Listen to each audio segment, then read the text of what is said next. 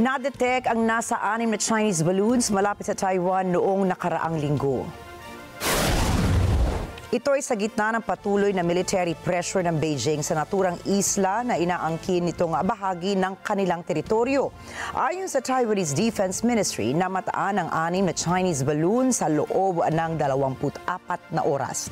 Maliban po rito, na-detect din ang nasa 9 na Chinese military aircraft, 6 na warships at 2 official ships ng China sa parehong period malapit sa Taiwan.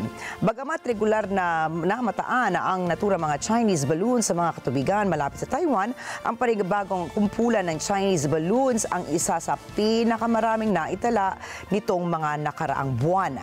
Ayon sa isang US official, ang naturang balloon ay may kakayahang kumalap ng electronic intelligence mula sa military sites kung saan ito pinapalipad at binabalik nito ang datos pabalik sa China.